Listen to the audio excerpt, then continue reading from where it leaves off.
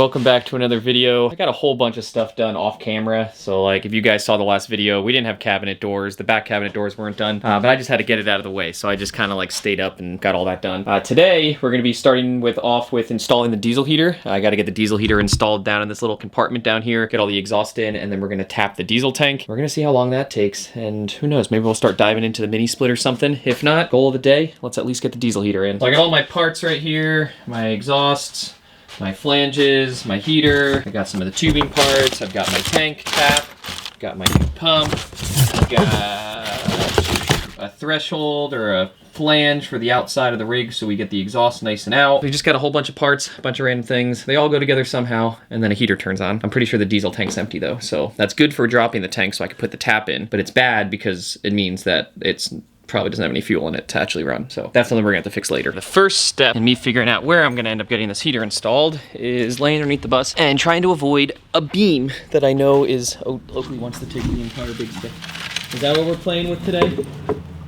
All right, so this beam is kind of like almost in the middle of the desk area. So the goal is to get the hole somewhere right here. And you probably can't see it very well, but I got a pilot hole right there. So what I'm gonna end up doing is drilling a 4-inch hole right about here that's gonna be used for my exhaust and everything, and then we can get it all exhausted out to the side of the bus. I'm gonna have a little bit of laying under the bus, a little bit of on top of the bus, back and forth type time and figure it out. This one just wants to play. Come here. Wait. Let the games begin!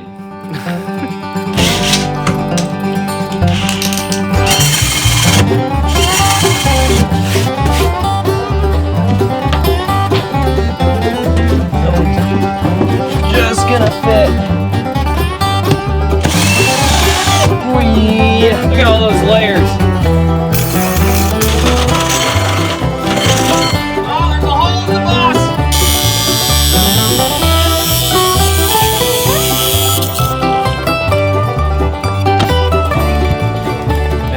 Show you what I'm doing now, because for some reason, even though I knew the diesel heater was going here, I waited until the bed was done. Now I have to work through this small hole. I don't know what I was thinking, but it's all right. I mean, it's not really that hard. It's only a few screws from the top. Most of the work's actually underneath the heater because most of it is actually external. It's not going to be the end of the world, but it will be annoying for the first little bit. What I got here is I made a little flange, a 4-inch hole under the floor, and then this guy just goes right inside the hole as a flange, and then this guy goes right on top of it, and then that's pretty much what the heater goes into. So it's actually pretty easy once you get the hole drilled and everything. I just need to get some high temp caulk because I want to kind of get it cleaned up, make sure it's completely sealed, because the last thing we want is any form of a leak in the exhaust pipe, and then we have any type of gases coming up into the rig. That's the whole point of having it completely external. I've seen people install them before, these diesel heaters, and they are like, oh, the exhaust pipe and the air pipe go underneath the bus. But like a lot of times you're welding the floors, and we're sealing these floors. So like the entire floor of this bus is completely sealed, which means if there's fumes and gases underneath there, they're just gonna sit underneath the bus. They have nowhere to go and exhaust out. So you wanna make sure you get the exhausts actually out. So like have your exhaust pointing out and away from your vehicle. Just like if you have a generator, just a random other warning. If you have a generator running to power up your solar system or something, make sure the exhaust pipe isn't heading towards the RV. That's how you get carbon monoxide inside your rig. So we're gonna make sure that this is all sealed and waterproof before we install it. And then we're gonna be laying under a bus the rest of the day. Pretty normal.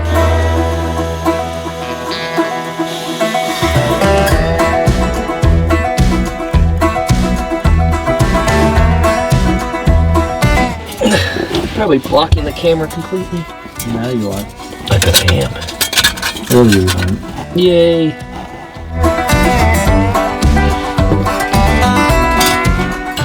Alright, we got our flange installed, and then we can drop the heater in, and then we can go underneath and I'll show you what it looks like. Alright, so there's our flange, our gasket, our exhaust, and now we just gotta get our tube sticking out the bottom, and then we are pretty much good to go. I just gotta caulk the outside so we don't get like water splashing up in these edges up here, but for the most part, pretty much in.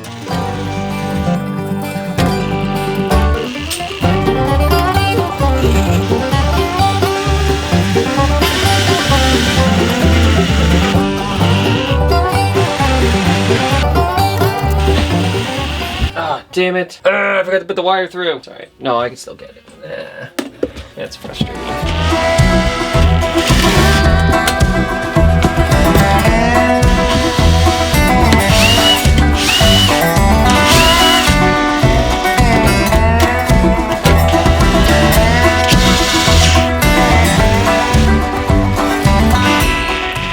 the heater in. So now we're starting to clamp down everything. I can show you kind of what we got going on. We've got the exhaust pipe, the intake pipe, our fuel line, and then our wiring for the fuel pump. I've got the air one lined up. I've got to now get the exhaust screwed in so that it's solid. And I've got an extension pipe. So we'll extend it so that it comes out the bottom of the bumper, and then we should be good to go. Well, good to go with the outside of the heater part. Then we got to get the line up to the tank, and then we got to drop the tank, and then we got to put the fuel line into the top of the tank, and that's the whole thing. But then it's just kind of wiring on the inside, and this thing should fire up. So it is summer, so I don't really need heat right now, but you know, it'll be nice when winter starts coming.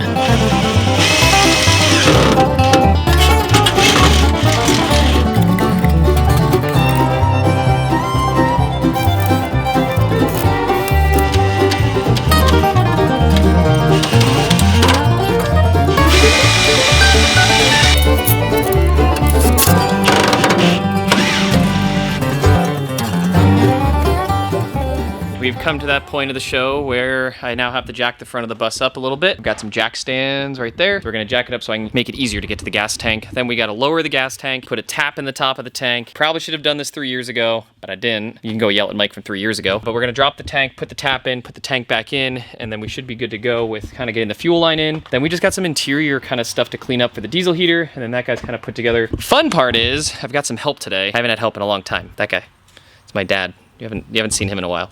Peek a dad. So he's gonna help me get this tank lowered and jacked. He's gonna be hanging out for the rest of the afternoon. Hopefully, we'll get this guy in and done, and then I'm gonna try to convince him to stick around and help me, you know, start working on the mini split, because that's next on the list. Let's see. Hi, Oakley, come here. Hi. Hello, girl.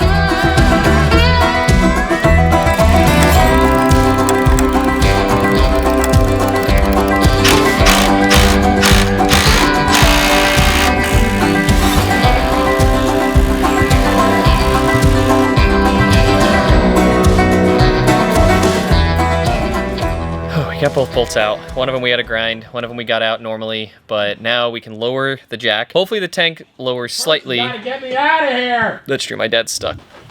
You're making it slowly, inch by inch. But we gotta lower the tank slightly so we can get to the top of it where we can disconnect the fuel pump parts so we don't pull those out. And then we can get the hole tapped for the new line. And then we raise the tank back up, put the bolts back in, and then we should be good to go. The only saving grace about you not getting concrete in here, you could have dug me out. Ooh, that's true. Yo, we should have dug a pit for us. Yeah. Well, that's not good.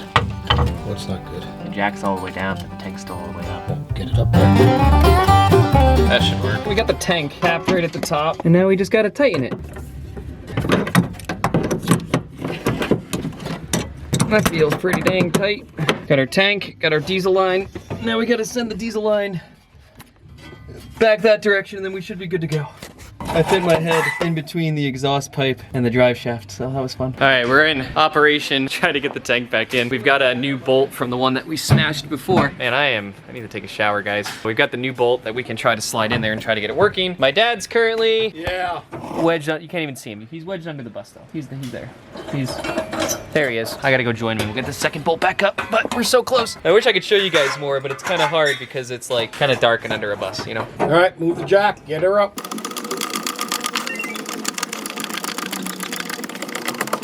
I cleaned up slightly. I just had so much stuff on my face. So now, since the tank's in, tapped, and the hose is in, the goal at this point is gonna be to take the hose and then get it all wired up and connected into the pump system. So at this point, it should be pretty easy under here. I'm just tying up a couple other things, and then we have all this connected down here. Then we gotta go upstairs and get all that finished up. But diesel heater's almost done, which is great. The longest part was tapping the tank. If you're out there and you're building a school bus, tap your tank before you put your subfloor in. That would probably save you a lot of work, Mike, 3 years ago, but it's done. We did it. It can happen.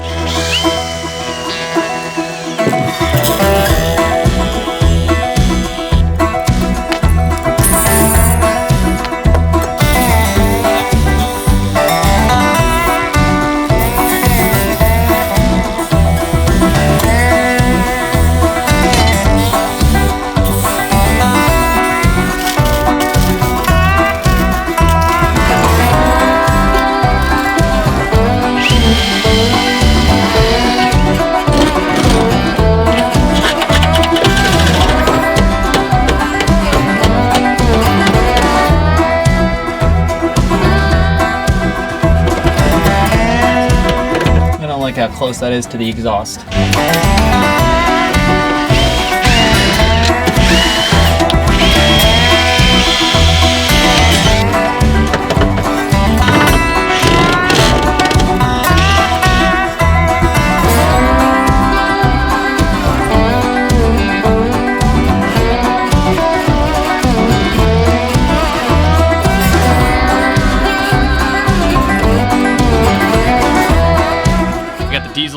officially installed down bottom. Everything's down there pretty much done. I gotta go cut some zip ties and stuff, but pretty much good to go. We've got the inside left, which is like, I gotta take this piece out so that I can get this monitor. I want to get it wired up, ran through the wall, and then I'm going to put it somewhere right up in here. So I got to take this part of the wall out. I started doing it a little bit before, so I got to get the rest of it out, run the wire up, and then get the rest of it wired. But before we touch all the wonderfully new polyed stuff, I'm gonna wash my hands because we just put so much work into making this all polyed and nice. So let's make sure we don't get it back and dirty. But that's gonna be the last step of getting the heater installed. Actually, no, it's not. I lied. We gotta get the vent put in. The vent's gotta go through the wall down there. Then the heater's installed. So it's, you know, step 1, step 2, step 3, like usual. Before I get this thing installed, we have some friends who just showed up. They're gonna be doing some solar work that I'm probably gonna help him out on a little bit. So I might as well introduce you at this point because I know he's been butting at the bits to just like kind of have some fun on Navigation Nowhere's channel. Check out Arbor season. You guys may remember Shane. He hasn't been around in like 2 years. I think it's been 2 years. He's been traveling, touring out on the road. Him and his wife have a really awesome band, which I know we've used their music on this channel before. But yeah, so Shane just came back around. He's in the New York area. Soon gonna be somewhere else for concerts. But we get him for 2 days. So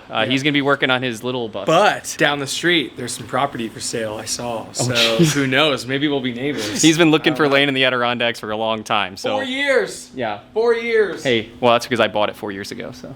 Just because of my. But he's got he's got the nanny bus. Is it called the nanny bus? What's it called, Shane? Yeah, this is called the nanny bus. The nanny bus. This is the nanny bus. We're gonna put Arbor season on the side just like this, and we colored it exactly the same as the big bus so that people know that it's the same bus. It's the same. But Shane's having some solar issues, so he's got to get a new wire ran from the top down to the bottom. Shouldn't be too hard. We had some extra wires sitting around the shop. It was only half my fault, not the whole thing. No, it's fine. No. We don't have to go into what happened and why it went wrong. I'll probably explain it just so that other people don't have the same issue. Good idea. Yeah. I guess we have a solar wire to put in and a diesel heater to finish now, but I think we can do it. In like half an hour, both things. Everything takes 10 minutes. Yeah. So Shane has a really awesome solar system in the back of his bus that apparently he put in with the help of one of his friends. So he's got a pretty cool solar system, Battleborn batteries, everything in here, but he needs a new wire coming from the MPPT up. One of the connection was not properly rated for the amperage going through, so it ended up started melting. And Shane was like, I don't think that's supposed to happen. He's now currently gonna be switching out with a whole new wire, get rid of the connections entirely, solves the problem, and he grabbed the shortest ladder I have, actually. There's a bigger one. Oh, there's a big one? There was one clue that gave away that it wasn't working and that what we were doing was wrong. What was that? When your bus fills up with smoke, that's when you know it's wrong. Yeah, make sure that whatever wires you're using, you know, you guys will see me install a lot of solar systems and stuff. From the beginning of the system to the end of the system, wherever a wire is going. If it's a 20 amp breaker, it needs to be at minimum a 20 amp wire with a 20 amp this and a 20 amp that. And when you get to the end of your receptacles and you're like, I'm gonna put a residential outlet in, you know, your little 120 outlet. There's a difference between a 15 amp outlet and a 20 amp outlet. So Shane's mistake was that essentially the connector he was using was not rated for the amperage. It was a good connector, it just wasn't a high enough amp rating, so it ended up melting. Tried to cheat the system. Don't try to cheat the system, just check your amps. I didn't bring my tools over here. I got all of them. I got them all.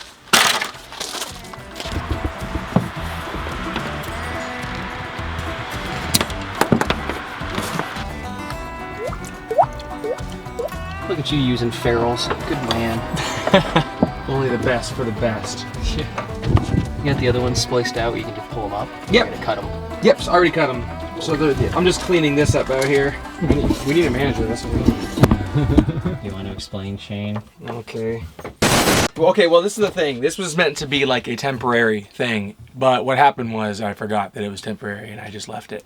So we just used these Wagos to put them together until we got the right stuff that we needed. And these guys melted because it wasn't the right amperage. Can I be honest though? I didn't know Wagos like had an amperage. Yeah, no, that's fine. Yeah, so he ended up using these little clip guys, which are great. You know, I actually really like them, but they're rated for different ratings. So like this one's 15 amps, they make 20, 30 amps. And unfortunately, the way that his panels are rated, I looked at them really quick and I think there's 4 panels up there. So he's running 38.6. It's like 32 to 35 amps. So obviously a 15 amp Wago is gonna melt, but that's okay because, you know, like you said, it was something that was temporary. He didn't realize that was wrong, and luckily he caught it before anything bad could happen. But now he's gonna replace the whole wire and everything's gonna be great and good to go.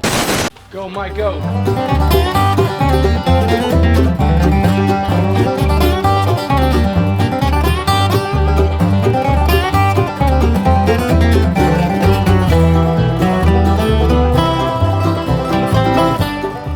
So we got a new little gasket in for his wires. We've got our cover that we'll put down and recaulk, pass the wires through, and then Shane can just wire it. Just like new. Just like perfect new. Yeah, like... I mean, you've already done all the hard work. This is like a small, slight fix. Yeah, you saved me more fire and more smoke.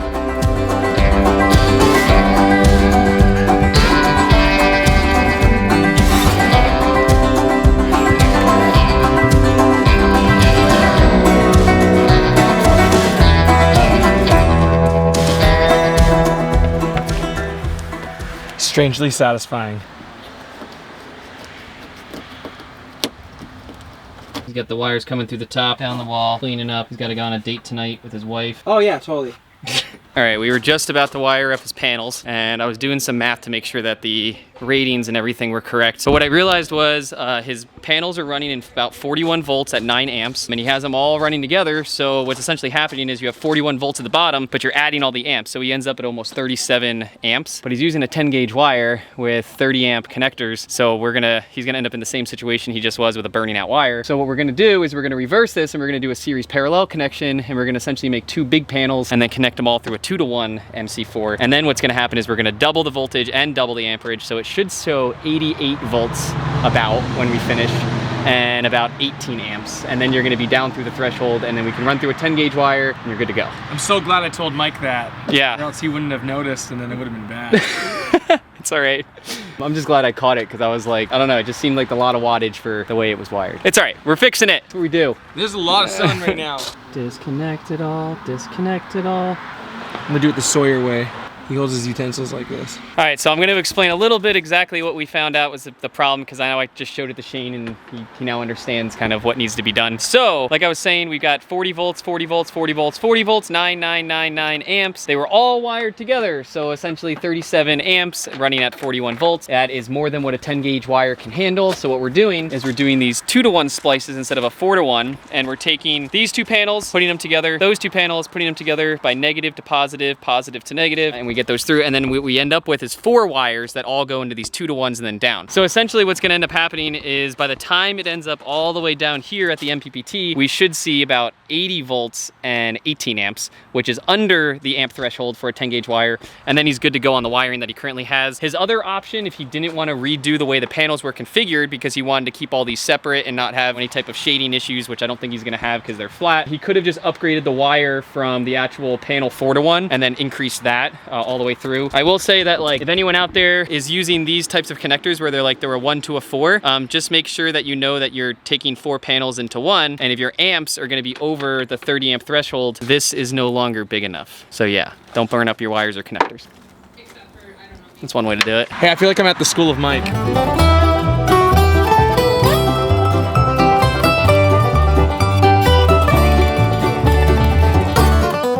They're not zip tied, but it's all wired. So now what we want to do is test the back. We should see 80 volts, 18 amps. All right, tell me what that says.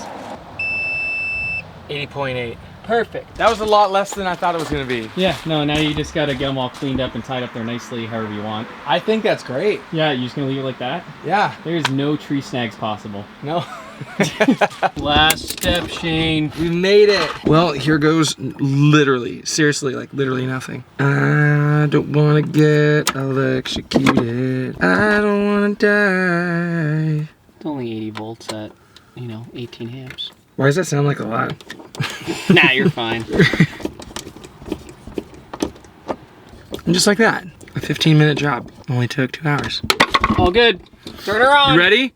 Flashy lights, flashy lights. Oh my gosh. All right, now we can quickly go inside and check the GX device. Make sure everything's running. Look. Oh my gosh. All right, Shane's got to end up tying up some more of his wires, but we're gonna get back to what we started, diesel heater. I got the wall mostly out, so we can wiggle it out of its spacing for it to go back in later. But now we have the whole back exposed, so now we can run diesel heater monitor. We can get it all the way ran up and then put it in the wall, and then we should be good to go with that. So yeah, here we go.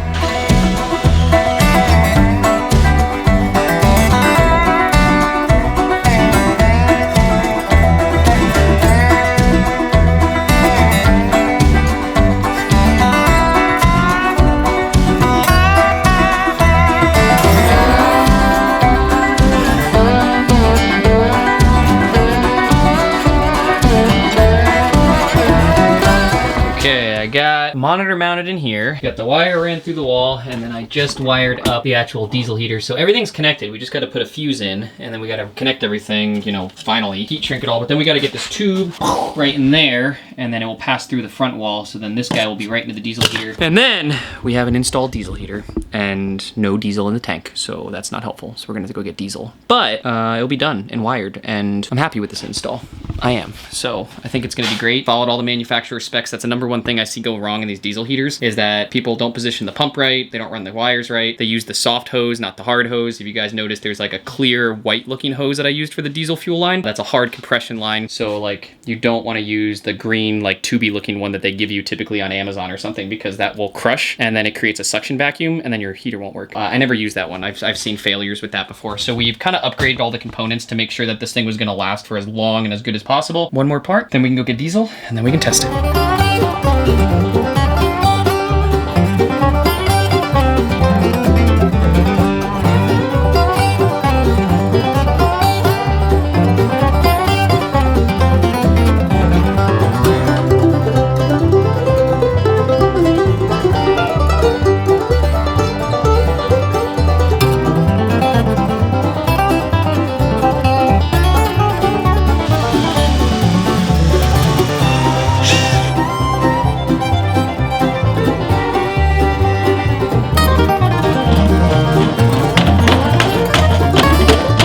All right, it's kind of done, but I made a fatal mistake. This is just a bad mistake. So this is what it's gonna look like when it's done. The vent's gonna be right down there. It connects back into the heater, and then I gotta put a piece of wood on top. But when I took this piece out on camera, I placed it like right here, and I wasn't paying attention, and I put the hole in the wrong side. That's actually the top, that's the bottom, but the top's curved, which means I can't just reverse it. So I gotta go another sheet of plywood, and I don't have another sheet of plywood right now. That was my last sheet. So this is kind of what it's gonna look like now, because I have to run to the store and get a new sheet. But yeah, I guess diesel heater's like kind of done. I was 3 screws away from being done, and then it's all right, whatever. There's more than enough things to keep going on this bus. I'm eventually gonna go to the store, so that's just gonna stay like that for right now, and then I'm gonna move on to doing like the gray water tanks and the mini split, and then when I run out of parts, I need to go get a sheet of plywood or go get plumbing parts. I'll just also get a sheet of plywood, and then that thing will be done. But diesel heater, 99% done.